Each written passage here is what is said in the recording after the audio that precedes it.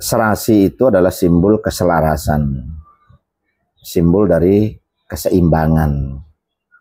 Nah, keseimbangan yang seperti apa? Yaitu keseimbangan antara kebutuhan dunia dan kebutuhan akhirat.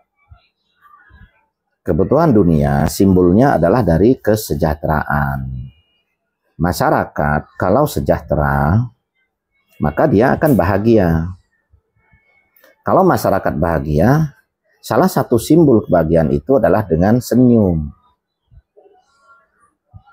Nah, maka rakyat yang tersenyum berarti rakyat yang berbahagia, rakyat yang sejahtera.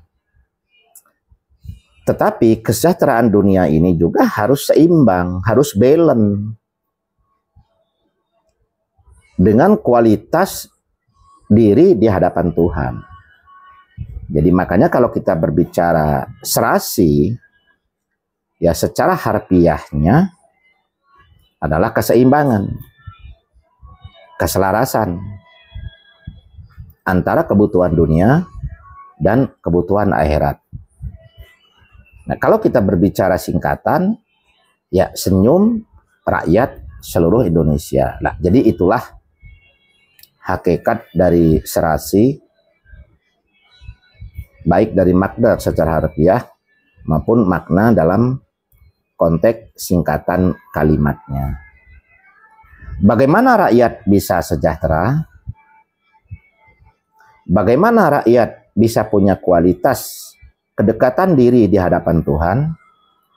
Maka dalam hal ini ada beberapa variabel teknis yang memang harus dipenuhi dalam kehidupan bernegara. Masyarakat petani harus mampu mensejahterakan dirinya dari hasil pertaniannya. Bagaimana? Hasil pertanian dengan kualitas hasil yang sesuai dan kuantitas hasilnya juga yang sesuai. Lalu daya beli masyarakat dari hasil pertanian itu juga mampu menyerap dengan harga yang sesuai. Nggak ada gunanya kalau tidak ada keseimbangan. Petani dengan kualitas hasil yang maksimal pada saat masa panen, tetapi serapan pasar tidak maksimal karena harganya tidak sesuai. Terjadi peningkatan kuantitas setiap masa panen, akan tetapi tidak ada peningkatan kuantitas dari keuntungan karena serapan pasarnya tidak maksimal. Ini yang harus dicegah. Ini kita berbicara baru dari kelompok masyarakat petani. Bagaimana serapan pasar itu bisa maksimal sehingga membuat potensi penambahan keuntungan dari masyarakat petani? Maka sirkulasi pasarnya harus terukur, harus tersistem, harus masif, harus terkontrol, sehingga kebutuhan pangan, kebutuhan hasil produksi itu menyesuaikan dengan kebutuhan pasar. Kalau terjadi surplus, maka harus ada serapan pasar alternatif, itu yang disebut dengan pasar ekspor. Bagaimana pasar ekspor itu bisa maksimal, bisa efektif, bisa diberdayakan secara maksimal untuk menciptakan potensi keuntungan dari masyarakat petani? Maka di sini adalah perlu ditunjang dari kualitas hasil pertanian yang baik, kualitas pasar yang dikondisikan oleh Menteri Perdagangan atau pihak yang berkompeten itu juga secara baik, dan kualitas dari pihak yang punya kompetensi itu juga harus ada, sehingga dia mampu menciptakan pasar alternatif. Apabila terjadi surplus hasil di bidang pertanian, serapan market lokal, market nasional itu tercukupi, sisanya diserap ke pasar luar, sehingga tidak terjadi overload. Yang terjadi saat ini adalah ketidakseimbangan antara ekspor dan impor. Ketidakmampuan para pemangku kebijakan mencari pasar ekspor. Sehingga apabila terjadi surplus, maka itu akan menjadi overload karena tidak ada pasar alternatif. Ujung-ujungnya adalah harga menjadi drop. Petani dalam posisi dirugikan. Sehingga ada upaya pemerintah mendorong untuk menciptakan peningkatan hasil pangan, terkadang ini kontraproduktif dengan kebutuhan serapan pasar. Hasil panen meningkat secara kuantitas, meningkat secara kualitas, akan tetapi serapan pasarnya tidak meningkat. Sehingga untuk apa punya hasil dengan kuantitas tinggi, tetapi kebutuhan pasarnya tidak sesuai, yang ujungnya harga menjadi drop. Artinya petani tidak jadi mendapatkan keuntungan. Kan ini yang sering terjadi. Maka dibutuhkan saluran distribusi yang terukur, tersistem, terstruktur, masif, dan ada serapan pasar alternatif. Ini kalau kita berbicara keseimbangan antara potensi hasil pertanian dengan serapan pasar. Lalu bagaimana dengan potensi hasil pertanian ini bisa berkesinambungan dan tidak bersifat pragmatis? Kita mengacu dari fakta sejarah atau fakta historis dari program swasembada pangan yang terjadi yang mampu dicapai oleh pemerintah Orde Baru.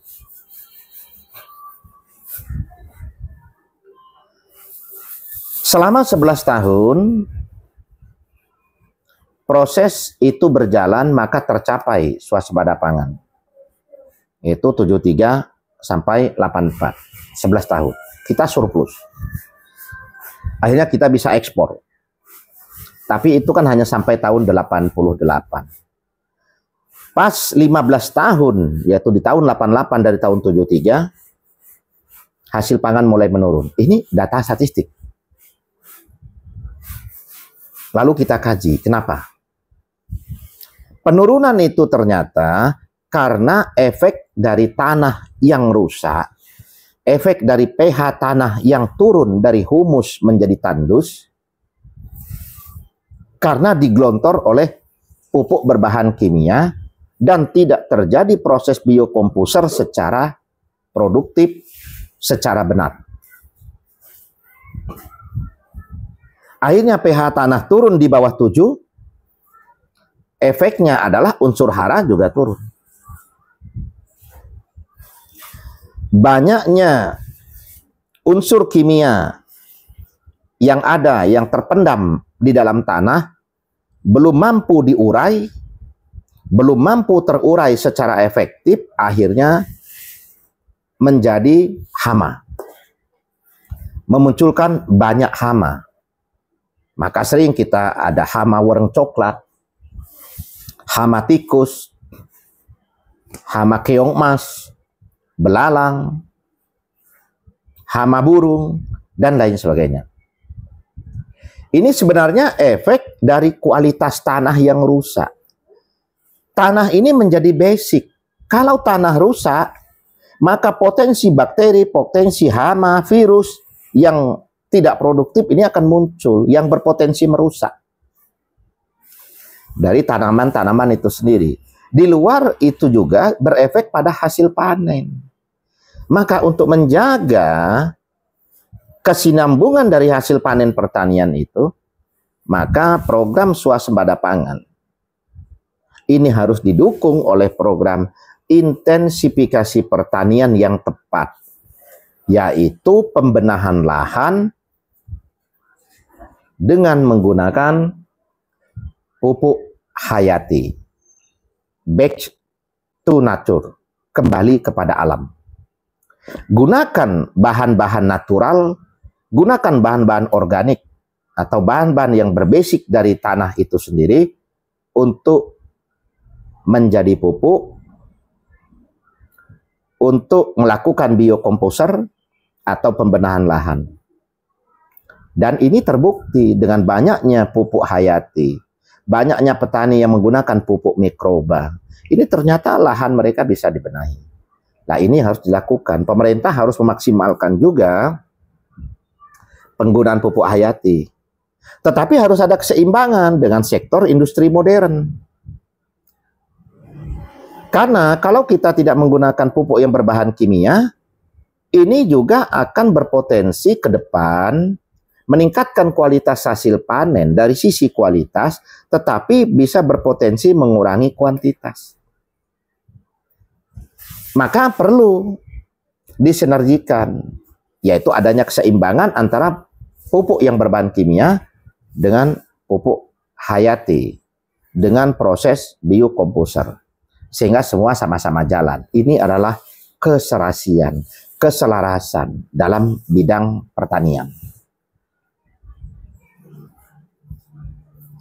Selanjutnya, rekan-rekan sekalian, bagaimana para petani ini bisa bekerja secara optimal?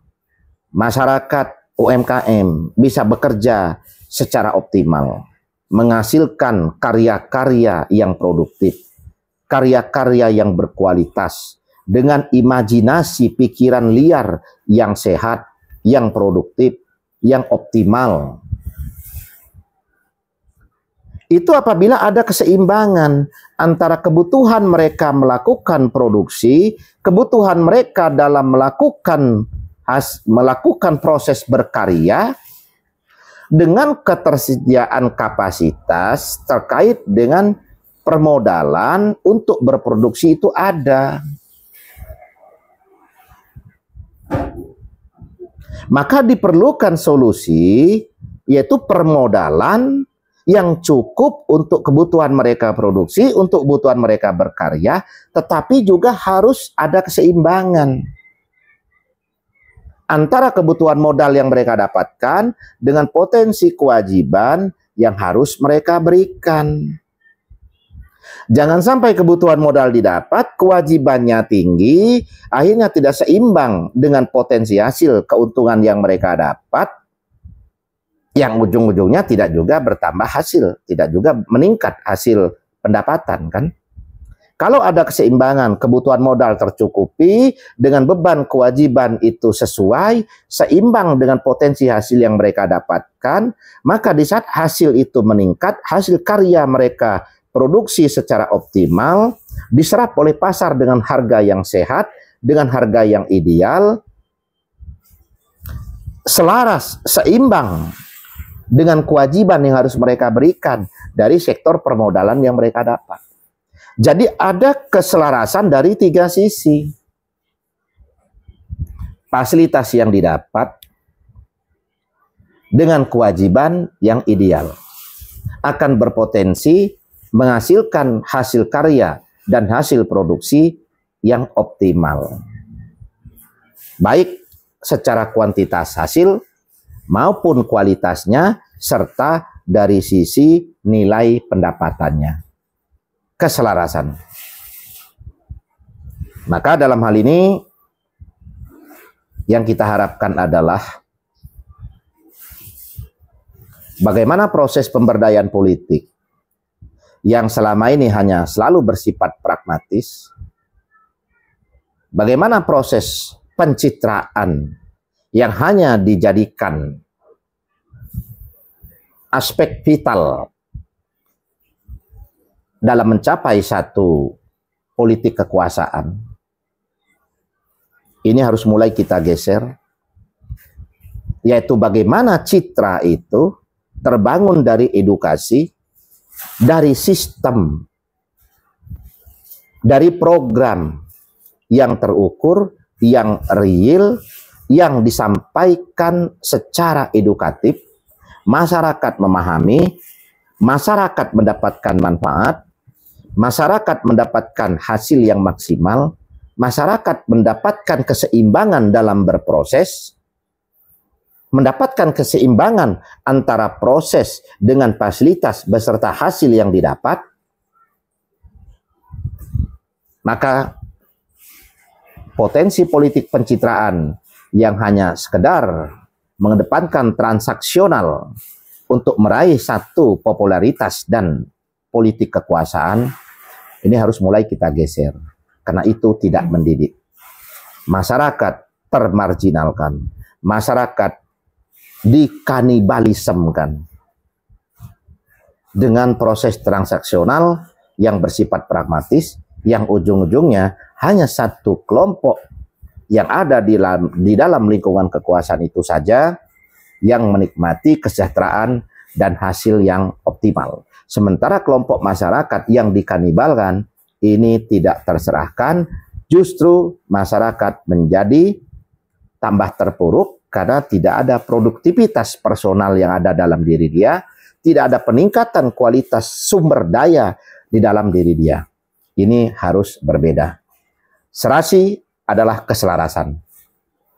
Serasi adalah keseimbangan. Keseimbangan antara kebutuhan manusia dengan kualitas diri di hadapan Tuhan. Keseimbangan antara hubungan manusia dengan hubungan manusia terhadap Tuhan. Keseimbangan antara potensi kebutuhan dan pendapatan sehingga membuat masyarakat menjadi sejahtera, masyarakat bahagia, simbolnya adalah senyuman pada diri setiap manusia. Serasi.